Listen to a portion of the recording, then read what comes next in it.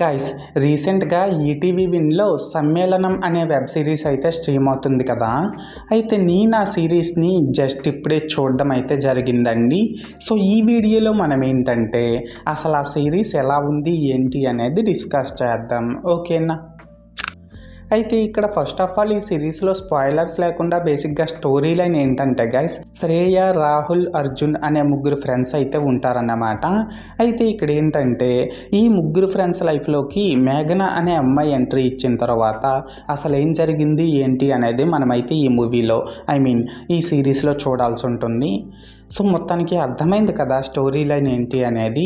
అయితే ఇప్పుడు ఈ సిరీస్ ఎలా ఉంది అనే విషయానికి వచ్చినట్లయితే గైస్, సిరీస్ అయితే పర్లేదండి, బాగానే ఉంది. అండ్ ఇప్పుడు ఈ సిరీస్లో నాకు కనిపించిన ప్లస్ పాయింట్స్ ఏంటంటే ఈ సిరీస్లోని స్టోరీ కొత్తదేం కాకపోయినప్పటికీ కూడా దీని డైరెక్టర్ ఆ స్టోరీని ప్రజెంట్ చేసిన విధానం మాత్రం బాగుందండి.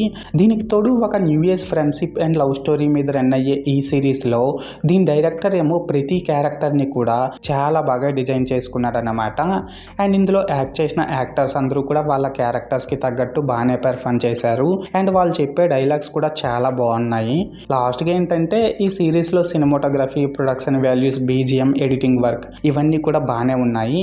ఎస్పెషల్లీ బీజిఎం ఈ సిరీస్కి బాగా హెల్ప్ అయిందనే చెప్పాలండి. ప్రతి సీన్ని కూడా బాగా ఎలివేట్ చేసింది బీజిఎం అయితే. సో మొత్తానికి ప్లస్ పాయింట్స్ విషయానికి వచ్చినట్లయితే ఇదన్నమాట మ్యాటర్. అండ్ ఇప్పుడు ఈ సిరీస్లో నాకు కనిపించిన మైనస్ పాయింట్స్ ఏంటంటే గైస్, నేను ముందు చెప్పినట్లు ఈ సిరీస్లోని స్టోరీనే ఒక రొటీన్ స్టోరీ కావడం వల్ల కొన్ని ప్లేసెస్లో నెక్స్ట్ ఏం జరగబోతుంది అనేది మనం ఈజీగానే గెస్ట్ చేసేయగలుగుతాం.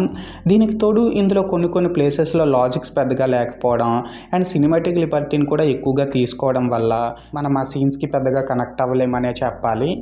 సో మొత్తానికి మైనస్ పాయింట్స్ విషయానికి వచ్చినట్లయితే ఇదన్నమాట మ్యాటర్. అయితే ఇక్కడ ఓవరాల్గా ఏంటంటే గైస్, ఈ సమ్మేళనం వెబ్ సిరీస్ బాగుందా బాగాలేదనేసి అంటే నేను ముందు చెప్పినట్లు సిరీస్ అయితే పర్లేదండి, బాగానే ఉంది. అండ్ నేను ఈ సిరీస్కి 5కి 2.5 రేటింగ్ ఇస్తున్నా. సో మీరు కూడా ఒకవేళ ముందే ఈ సిరీస్ని చూసేసినట్లయితే మీరు దీనికి ఎంత రేటింగ్ ఇస్తారో అది కామెంట్ సెక్షన్లో చెప్పేయండి, ఓకేనా. This is Lokesh signing out. జై హింద్.